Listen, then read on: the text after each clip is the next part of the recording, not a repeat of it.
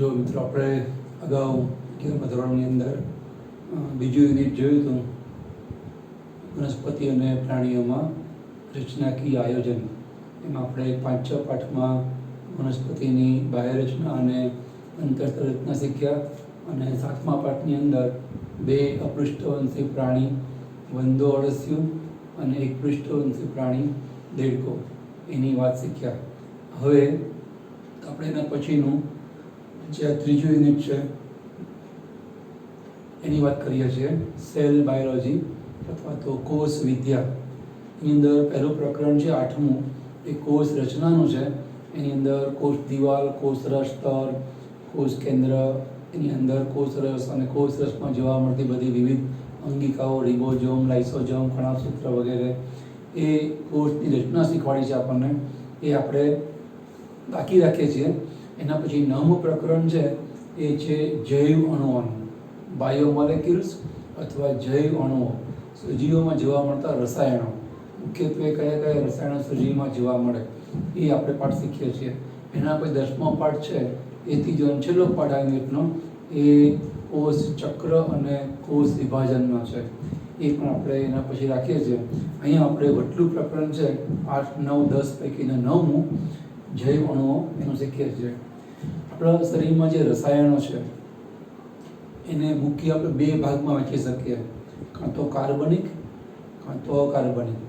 કાર્બનિક પદાર્થ કોને કહેવાય?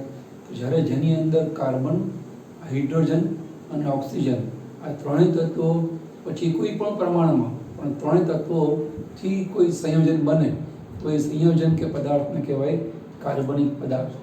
જો આ ત્રણમાંથી કોઈ પણ તત્વ ઓછું હોય તો એને આપણે હાઇડ્રોકાર્બન કહીએ છીએ, પણ કાર્બનિક પદાર્થ ના કહેવાય. જેમ કે CH4 મિથેન, એ હાઇડ્રોકાર્બન ખરો પણ એમાં ઓક્સિજન નથી. CH4 મિથેનમાં CH છે પણ ઓક્સિજન નથી, એટલે એને આપણે કાર્બનિક કહી શકીએ નહીં. એવી રીતે હવા એ અકાર્બનિક પદાર્થ છે. હવામાં રહેલો વાયુ કાર્બન ડાયોક્સાઇડ, એમાં C અને O છે. કાર્બન ડાયોક્સાઇડ મતલબ CO2, એમાં H નથી, તો એ પણ અકાર્બનિક કહેવાય. એવી રીતે પાણી H2O, એમાં H અને O છે પણ C એટલે કે કાર્બન નથી, તો એને પણ અકાર્બનિક કહેવાય. તો આવી રીતે કાર્બનિક પદાર્થ એટલે એવા પદાર્થો કે સંયોજનો જેની અંદર કાર્બન, હાઇડ્રોજન અને ઓક્સિજન ત્રણેય, પછી એનાથી ચોથું, પાંચમું, છઠ્ઠું તત્વ કોઈ પણ હોઈ શકે છે, પણ મુખ્યત્વે આ 3 તત્વો હોય તો આ સંયોજનને કહેવાય કાર્બનિક સંયોજન. આપણા શરીરમાં આવી રીતે, કોઈ પણ સજીવ શરીરમાં આવી રીતે 2 પ્રકારના રસાયણો હોય, ઓર્ગેનિક કાર્બનિક, ઇનઓર્ગેનિક અકાર્બનિક. એને અલગ કરવા માટે આપણને પાઠની શરૂઆતમાં એક નાનો એવો પ્રયોગ જેવું આપ્યું છે કે કોઈ પણ સજીવ હોય એનું, માનો કે કોઈ વનસ્પતિની વાત કરો તો એનું પર્ણ લો, પ્રાણીઓની વાત કરો તો કોઈ એનું અંગ લો. જેમ કે પાઠ્યપુસ્તકમાં યકૃત લખ્યું છે, યકૃત, સ્વાદુપિંડ, શુક્રપિંડ, મૂત્રપિંડ, અંડપિંડ, ઘ્રાણપિંડ, કોઈ પણ શરીરનો ભાગ લો, એનું વજન કરો, એનું ભીનું વજન કહેવાય. પછી એને સૂકવી દો, લાંબો સમય સૂકવી દો, યોગ્ય સમય માટે, એટલે બધું પાણી બાષ્પીભવનથી ઉડી જશે, એ એનું શુષ્ક વજન થાય. અને હવે એનું સંપૂર્ણપણે દહન કરીએ તો એને અંતે જે રખિયા બચે, એશ, રાખ બચે, એ રખિયામાંથી કાર્બનિક પદાર્થ પણ કાર્બન ડાયોક્સાઇડના રૂપમાં ઉડી જાય. હવે જે પદાર્થ બાકી રહે, જે રખિયા, એમાં ખાલી અકાર્બનિક પદાર્થો એટલે કે ખનિજ તત્વો, ખનિજ ક્ષારના રૂપમાં બાકી રહ્યા હોય. તો આમ આપણને સજીવમાંથી કાર્બનિક કે અકાર્બનિક પદાર્થો છે એ અલગ પડતા મળે. એ સિવાય બીજી પણ એક વાત લખી છે પહેલા પાના ઉપર આ પાઠના, કે કાર્બન ટ્રાયક્લોરો એસેટિક એસિડ એટલે કે Cl3CCOOH, એને કહેવાય ટ્રાયક્લોરો એસેટિક એસિડ. તો એની અંદર આપણે કોઈ પણ સજીવ હોય એની પેશી, એને લસોટીએ, એને આપણે વાટીએ કે ક્રશ કરીએ અને પછી એને ગાળીએ, રૂ વડે કે ગળણી વડે ગાળી નાખીએ, તો ઉપર જે ગાળણ બાકી રહે, ઉપરની બાજુ અવશેષ બાકી રહે, નીચે પડે એને ગાળણ કહેવાય, ઉપર બાકીને અવશેષ કહેવાય. તો કાર્બનિક પદાર્થો છે એ આ ટ્રાયક્લોરો એસેટિક એસિડમાં દ્રાવ્ય હોય, નીચે જે ગાળણ પડે ફિલ્ટ્રેટ, એની અંદર કાર્બનિક પદાર્થો હોય, અને જે ઉપર જે ગળાયા વગરના બાકી હોય એને આપણે કહીએ છીએ અકાર્બનિક પદાર્થો. તો ટૂંકમાં ઇન શોર્ટ કહેવાનું એ કે આપણા શરીરમાં જેટલા પણ રસાયણો કહેતા પાઠના મથાળા પ્રમાણે જૈવિક અણુઓ છે એ મુખ્ય બે પ્રકારના આપણને જોવા મળે. એક તો અકાર્બનિક અને બીજા કાર્બનિક. એની અંદર CH અને O ત્રણ તત્વો હોય એને કહેવાય કાર્બનિક. આપણે હમણાં ગણાવ્યું એમ અકાર્બનિક પદાર્થની અંદર પાણી અને ઘણા બધા ખનિજ તત્વો અથવા તો જે ખનિજ ક્ષારના રૂપમાં હોય સજીવોમાં એ અકાર્બનિક પદાર્થમાં આવશે. અહીંયા હાલ આપણા પાઠમાં અકાર્બનિક પદાર્થ એવા પાણી અને ખનિજ તત્વની વાત નહીં આવે. એ આપણે આગળ ઉપર 12મા પાઠમાં શીખશું. ખનિજ પોષક તત્વો એ પાઠનું નામ જ છે. ઘણા બધી સંદર્ભમાં આપણે ખનિજ તત્વની વાતો એ પાઠમાં શીખવાની આવશે. અહીંયા આપણે એને બાકી રાખીએ છીએ. આ પાઠમાં પણ સજીવમાં જોવા મળતા જે કાર્બનિક પદાર્થો છે એની વાત કરી છે, જેમાં CHO હોય. એવા કાર્બનિક પદાર્થો આપણને કુલ આખા પાઠમાં 5 આપ્યા છે. એક તો કાર્બોહાઈડ્રેટ્સ, બીજું લિપિડ, ત્રીજું પ્રોટીન, ચોથું ન્યુક્લિક એસિડ અને પાંચમું ઉત્સેચકો એટલે કે એન્ઝાઇમ. તો સૌથી પહેલા આપણે જોઈએ છીએ કાર્બોહાઈડ્રેટ્સ. કયા કાર્બનિક પદાર્થને કાર્બોહાઈડ્રેટ્સ કહેવાય?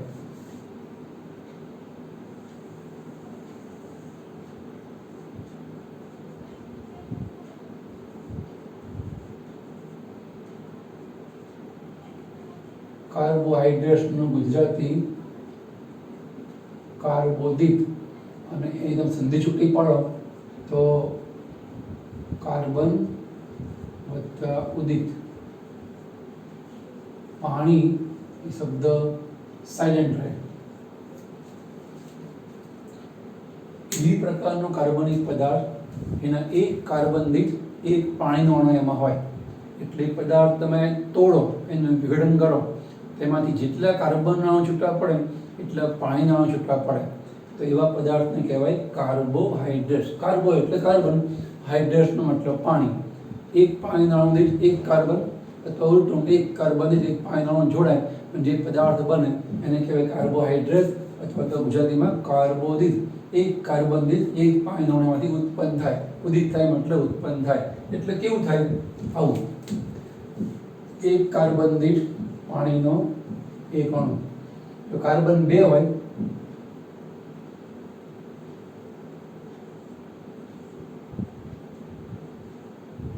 તો હાઇડ્રોજનના અણુ, પાણીના અણુ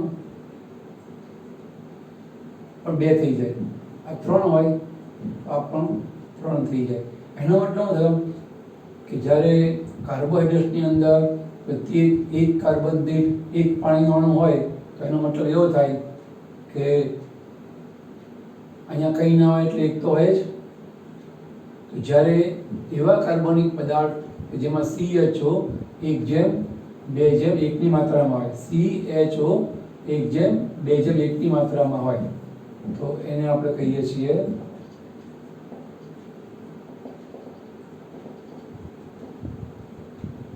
CHO 1:2:1 માત્રામાં હોય એવા પદાર્થને કહેવાય કાર્બોહાઈડ્રેટ્સ. તો સજીવમાં જોવા મળતા એવા પદાર્થ જેમાં CHO હોય એ કાર્બનિક કહેવાય. એમાંય જો CHO 1:2:1 માત્રામાં પરસ્પર ગોઠવાઈ જોડાય તો જે પણ પદાર્થ બને એને કહેવાય કાર્બોહાઈડ્રેટ્સ. એવા એ કાર્બોહાઈડ્રેટ્સના પણ આપણને આવી રીતે 3 પ્રકાર જોવા મળશે. મોનો સેકેરાઇડ, ડાઇસેકેરાઇડ અને પોલીસેકેરાઇડ. સેકેરાઇડનો મતલબ સુગર, સુગરનો મતલબ શર્કરા. જેટલા પણ કાર્બોહાઈડ્રેટ્સ સજીવ શરીરમાં છે એક પ્રકારની શર્કરાના રૂપમાં છે એટલે આપણે એને સેકેરાઇડ તરીકે ઓળખીએ છીએ.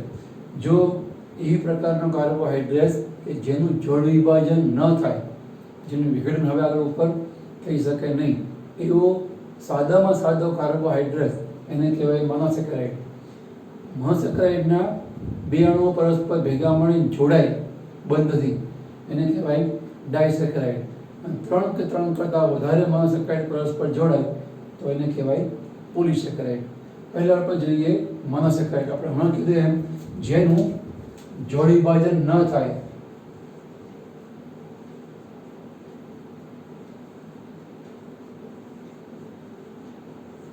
તેવી સાદી કાર્બોદિત શર્કરાને કહેવાય મોનોશર્કરા અથવા મોનોસેકેરાઇડ. એવા મોનોસેકેરાઇડના પણ એમાં ભાગ લેતા કાર્બનની સંખ્યાના આધારે ઘણા પ્રકાર પડે. મિનિમમ 3 કાર્બન તો હોય જ. 1 કે 2 કાર્બનથી કાર્બોહાઈડ્રેટ્સ નહીં બને. મિનિમમ 3 કાર્બન હોય. કાર્બન જો 3 હોય, હાઇડ્રોજન 6 હોય અને ઓક્સિજન 3 હોય. કાર્બન 4 તો હાઇડ્રોજન 8, ઓક્સિજન 4. 1 જેમ 2 જેમ થઈએ ને, તમે 3 વડે ભાગો તો 1 2 4 વડે ભાગો 1 2. એટલે આપણે એ જ અહીંયા સમજાવ્યું કાર્બોદિતની અંદર કે કાર્બોહાઈડ્રેટ્સની અંદર CHO 1:2:1 માત્રામાં હોય. આ બધા પદાર્થો છે એને કહેવાય કાર્બોહાઈડ્રેટ્સ. એમાં એનું હવે જોડી વિભાજન ન થાય એટલે શું આપણે ડાયસેકેરાઇડમાં જોઈશું એટલે વધારે ખ્યાલ આવશે.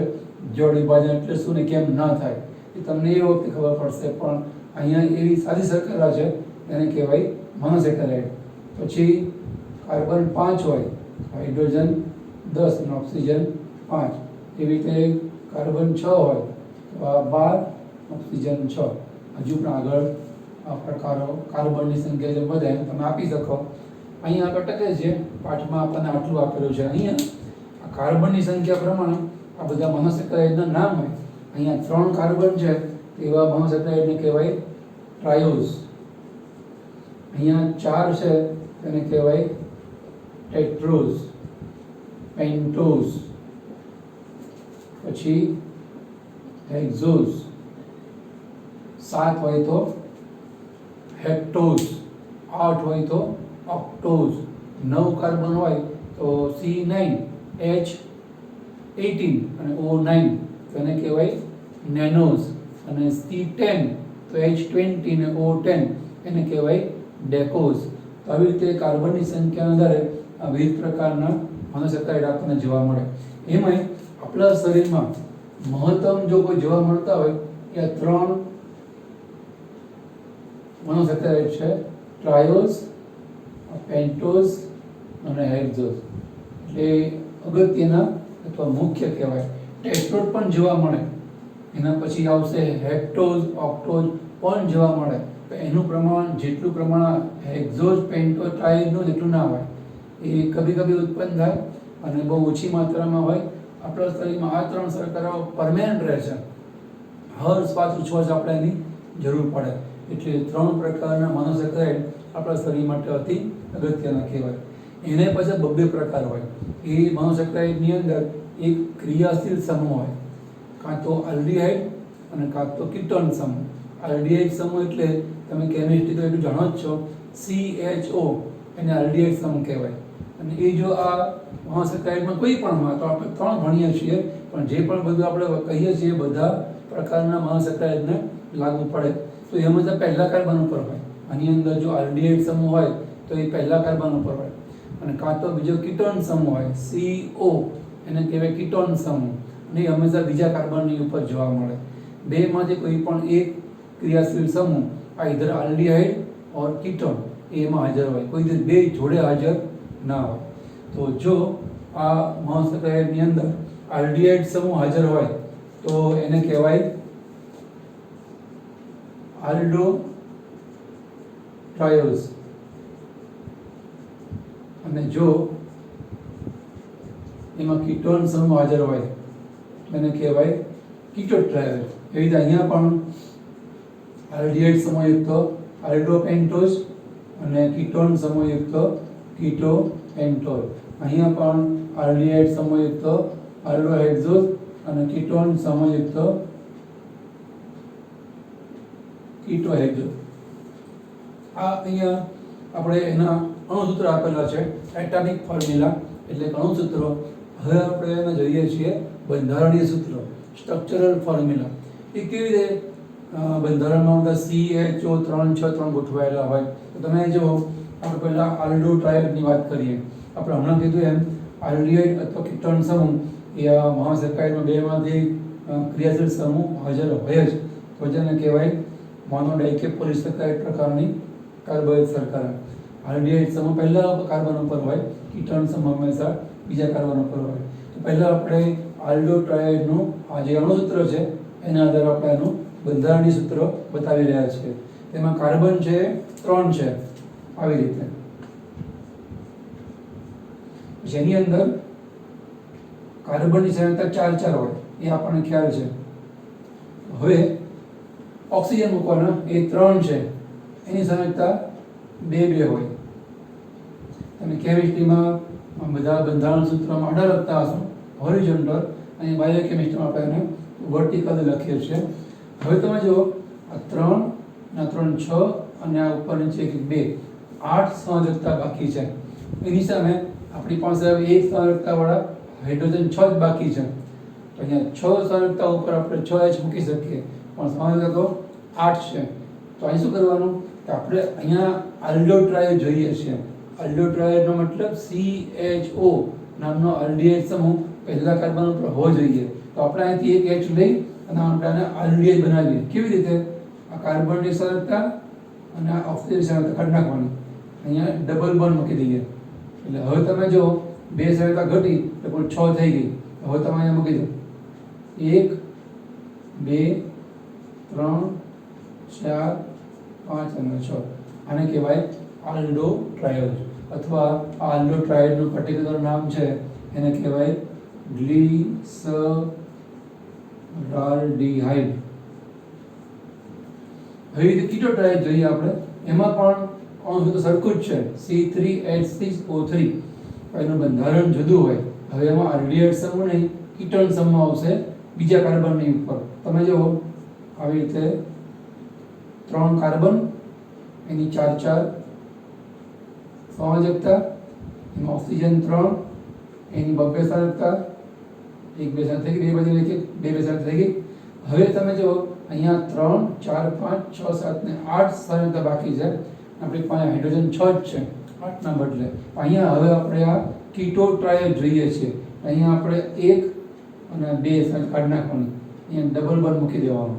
એટલે હવે તમે જો સંયોજકતા 6 થઈ ગઈ અને આને કીટોન સમૂહ બની ગયો, બીજા કાર્બન ઉપર હોય, આને કહેવાય કીટોટ્રાયોડ. હવે આપણી પાસે 6H છે, 6 સંયોજકતા અહીંયા મૂકી દેવાની. તો આને કહેવાય કીટોટ્રાયોડ. આનું વ્યક્તિગત નામ છે ડાયહાઇડ્રોક્સી એસીટોન. ડાયહાઇડ્રોક્સી એસીટોન. એમાં ઓન આવે, ઓન. કારણ કે કીટોન સમૂહ છે ને, નામની પાછળ ઓન આવે. અહીંયા આલ્ડીહાઇડ સમૂહ છે, અહીંયા આપણે ગ્લિસરાલ્ડીહાઇડ, એમાં આલ્ડીહાઇડ છે એટલે આલ્ડીહાઇડ એવું પાછળ લાગે. હવે રીતે તમને પેન્ટોઝ બનાવતા આવડે ને? પેન્ટોઝ છે એમાં 5 કાર્બન હોય. આલ્ડો પેન્ટોઝ પહેલા આપણે જોઈએ 1 2 3 4 અને 5. એની 4 સંયોજકતા, અને ઓક્સિજન 5 1 2 3 4 અને 5. એની 2 સંયોજકતા. હવે અહીંયા આપણે પહેલા કાર્બન ઉપર આલ્ડો પેન્ટોઝમાંની જેમ જ આલ્ડીહાઇડ બનાવવા માટે આ એક સંયોજકતા કાઢી ડબલ બોન્ડ મૂકી દઈએ. હવે તમે જો સંયોજકતા 10 બાકી રહી, આપણે H પણ 10 બાકી છે એ મૂકી દેવાનું. 1 2 3 4 5 6 7 8 9 અને 10. આને કહેવાય આલ્ડો પેન્ટોઝ. એનું નામ છે રિબોઝ. જો તમે બીજા કાર્બન ઉપર એક ઓક્સિજન કાઢી નાખો તો એને કહેવાય ડીઓક્સી રિબોઝ. ડી એટલે ડિલીટ કર્યું. શું ડિલીટ કર્યું? આપણે ઓક્સિજનને બાદ કર્યો, ડિલીટ કર્યો. એવો રિબોઝ તો છે, એવો રિબોઝ જેમાં કે ઓક્સિજન ઓછો છે, બાદ કર્યો છે. એને ખાલી રિબોઝ નહીં કહેવાય, એને કહેવાય ડીઓક્સી રિબોઝ. એનું અણુ સૂત્ર બનશે C5H10 નહીં, H10 C5H10 અને O5 નહીં પણ O4 બનશે. એકચ્યુઅલી C5 હોય તો H10 અને O5 આવવું જોઈએ, પણ પણ ડીઓક્સીરિબોઝમાં આપણે ઓક્સિજન ઓછો કર્યો એને કહેવાય O4 એટલે એ વિશિષ્ટ પ્રકારનો કાર્બોહાઈડ્રેટ કહેવાય. જેમ કે O ઓછો છે તો પણ આપણે કાર્બોહાઈડ્રેટ છે ગણીએ છીએ. આને કહેવાય આલ્ડોપેન્ટોસલ્ફર રિબોઝ અથવા તો ડીઓક્સીરિબોઝ. અહીંયા આ ડીઓક્સીરિબોઝ છે એ આપણને ડીએનએમાં જોવા મળે. આ જ પાર્ટમાં આપણે આગળ હમણાં કીધું એમ કાર્બોહાઈડ્રેટ્સ, પછી લિપિડ, પ્રોટીન અને ન્યુક્લિક એસિડ આવશે ત્યારે ફરી આપણે આને એડ કરશું. આરએનએ શીખશું ને તો આરએનએનું આખું નામ છે રિબોઝ ન્યુક્લિક એસિડ અને ડીએનએ શીખશું ને એનું નામ છે ડીઓક્સીરિબોઝ ન્યુક્લિક એસિડ. તો આ પાર્ટનો ચોથો અગત્યનો અણુ છે એ ન્યુક્લિક એસિડ છે. એના બે પ્રકાર હોય, ડીઓક્સીરિબોઝ, રિબોઝ ન્યુક્લિક એસિડ, ડીએનએ કે આરએનએ. તો ડીઓક્સીરિબોઝ ન્યુક્લિક એસિડ ડીએનએમાં એ અહીંયા O ના હોય એવી ડીઓક્સીરિબોઝ શર્કરા હોય અને આરએનએમાં આ આલ્ડોપેન્ટોસ શર્કરા આપણને જોવા મળે. એના પછી આપણે કીટોપેન્ટોઝ જોઈએ. એ હવે તમને આરામથી આવડી જાય. એમાં પણ પેન્ટોઝ છે એટલે 5 કાર્બન તો આવશે જ. પછી બીજા કાર્બન ઉપર આપણે અગાઉથી કીટોન મૂકી જ દઈએ. આપણને ખબર છે કે કીટોનની અંદર બીજા ઉપર કીટોન સમૂહ આવે અને હવે દરેક કાર્બનની 4 સંયોજકતા અને અહીંયા 5 ઓક્સિજન 1 2 3 4 અને 5માં આપણે અગાઉ કીટોન બનાવવા માટે મૂકી દીધો છે. અહીંયા હવે સંયોજકતા નહીં આવે, અહીંયા આવશે ઓક્સિજનની 2 સંયોજકતા. હવે આપણે H10 છે એ સંયોજકતા પણ 10 બાકી બચી છે. 1 2 3 4 5 6 7 8 9 અને આ 10. આને કહેવાય કીટોપેન્ટોઝ. પેન્ટોઝ પણ જેમાં કીટોન સમૂહ છે તો એનું નામ છે રિબ્યુલોઝ. રિબ્યુલોઝ એ કીટોપેન્ટોઝનું નામ છે. એક વસ્તુ તમે ધ્યાન કરી હશે કે બંધારણ જુદા પણ સૂત્ર બે સરખા છે. આ પણ C3H6 અને O3 છે. આ પણ C3H6 અને O3 છે. જ્યારે અણુસૂત્રો સરખા હોય પણ એના બંધારણ જુદા હોય એને એકબીજાના સમઘટક કહેવાય. આ બંને એકબીજાના સમઘટક છે. સમઘટકમાં આનું રૂપાંતર આમાંય થાય, આનું રૂપાંતર આમાંય થાય. અહીંયા પણ આવી સમઘટક છે. આનું રૂપાંતર આમાં થાય કારણ કે બંને એકબીજાના સમઘટકો આપણને જોવા મળે છે. એના પછી હવે છેલ્લો પદાર્થ હેક્ઝોઝ. હવે તમને પાક્કું આવડી ગયું હોય કે આલ્ડો કીટો હેક્ઝોઝ કઈ રીતે બનાવવાનું. તો અહીંયા હેક્ઝોઝ એટલે 6 કાર્બન જોઈએ. 1 2 3 4 5 અને 6 એ બધાની 4 સંયોજકતા અને 6 ઓક્સિજન એની 2 સંયોજકતા. હવે અહીંયા 14 છે. 1 2 3 4 5 6 7 8 9 10 11 12 13 14 સંયોજકતા. આપણી પાસે હાઇડ્રોજન 12 જ છે. આપણને ખબર આપણે પહેલા આલ્ડો હેક્ઝોઝ બનાવવું છે તો આલ્ડો હેક્ઝોઝ બનાવવા માટે પહેલા કાર્બન ઉપર આલ્ડીહાઇડ સમૂહ જોઈએ. તો અહીંયા બે તરફથી આપણે એક સંયોજકતા દૂર કરી ડબલ બોન્ડ કરી દઈએ. હવે બે સંયોજકતા ગઈ એટલે 12 બચ્યા તો એ 12 સંયોજકતાવાળા 12H મૂકી દેવાના. એક સંયોજકતાવાળા 12H. તો આ થઈ ગયો આલ્ડો હેક્ઝોઝ. અહીંયા એક વસ્તુ અનિયમિત છે એ રીતે કીધું છે એ ખાસ યાદ રાખવાનું. જ્યારે હેક્ઝોઝ કે હેક્ઝોઝથી આગળની કોઈ શર્કરા આવે હેપ્ટોઝ, ઓક્ટોઝ, નેનોઝ, ડેકોઝ તેમાં ત્રીજા કાર્બન ઉપર પહેલો જેની પર આલ્ડીહાઇડ સમૂહ છે, આ બીજો અને ત્રીજો. ત્રીજા કાર્બન ઉપર હંમેશા H અને OH છે ને એ ઉલટા હોય આવી રીતે. તો આ પદાર્થનું નામ છે ગ્લુકોઝ. એના પછી એમાં થોડોક ફેરફાર કરો. ત્રીજા જોડે ચોથા ઉપર H અને OH છે એ આપણે ઉલટા કરી નાખીએ તો આ પદાર્થને કહેવાય ગેલેક્ટોઝ. ગ્લુકોઝ અને ગેલેક્ટોઝ બે ફેર કરી લો. ગ્લુકોઝનો માત્ર ત્રીજા કાર્બન ઉપર H અને OH ના બદલે OH ને H હોય અને ગેલેક્ટોઝમાં ત્રીજાની જોડે ચોથા ઉપર પણ OH આપણને જોવા મળે. આ બંને કહેવાય આલ્ડો હેક્ઝોઝ. એ બંને પ્રક્રિયાના સમઘટક છે.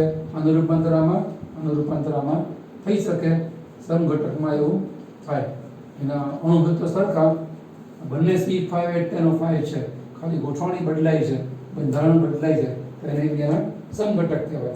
હવે એના પછી છેલ્લો કીટો હેક્ઝોઝ જોઈએ આપણે. કીટો હેક્ઝોઝ છે એમાં કાર્બન તો 6 જ આવે 3 4 5 અને 6 દરેક કાર્બનની 4 સંયોજકતા, 6 કાર્બનની જેમ 6 ઓક્સિજન, એની 2 સંયોજકતા.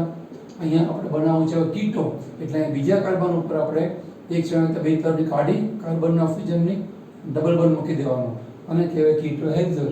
હવે અહીંયા H12 બચ્યા જ આપણી પાસે, એ સંયોજકતા 12 બચી, 3 4 5 6 7 8 9 10 11 અને 12. અહીંયા આપણે હમણાં કીધું એમ ત્રીજા કાર્બન ઉપર H અને OH સિક્વન્સ આપણને ઉલટી જોવા મળશે. આને કહેવાય ફ્રુક્ટોઝ. જે ફ્રૂટ છે એની મીઠાશ, ફળની મીઠાશ એ અસર કરવાના આભારી હોય તેને કહેવાય ફ્રુક્ટોઝ. અહીંયા આપણે પહેલો પ્રકાર જે મહાસાકરાઇડ છે એની વ્યાખ્યા, એનો અર્થ અને પ્રકાર જોયા, અને ગુણધર્મો અને મહત્વ એ આપણા પાઠમાં છે નહીં, આપણે આગળ ઉપર જોઈએ છીએ. હવે એકચ્યુઅલી અહીંયા આ જે ગ્લુકોઝ છે, ગેલેક્ટોઝ છે, આ રીતે રેખીય સ્વરૂપમાં આપણા શરીરમાં ઉપયોગમાં આવતા નથી, એ ચક્રીય સંયોજનના રૂપમાં આપણા શરીરમાં ઉપયોગમાં આવે છે. તો આ રેખીય સ્વરૂપમાંથી ચક્રીય સ્વરૂપ કેવી રીતે બને એ આપણે હવે નેક્સ્ટ લેક્ચરમાં જોઈએ છીએ. અહીંયા આપણે રાખીએ છીએ, થોડું આને અભ્યાસ કરી સમજવા યાદ રાખવા પ્રયત્ન કરો. આપણે નેક્સ્ટ લેક્ચરની જોઈએ કેવી રીતે આ રેખીય સંયોજનને આપણે ચક્રીય રૂપમાં લખી શકીએ, ગોઠવી શકીએ. કારણ કે આપણા શરીરમાં એક ચક્રીય સંયોજનના રૂપમાં તે ગ્લુકોઝ કે રિબોઝ નામનો પેન્ટોઝ છે ઉપયોગમાં આવતો હોય છે. તમે આટલું લખો, નોંધો, નોટ બનાવીને સમજવા પ્રયત્ન કરો. નેક્સ્ટ લેક્ચરમાં આપણે ચક્રીય સંયોજનો સમજીએ છીએ.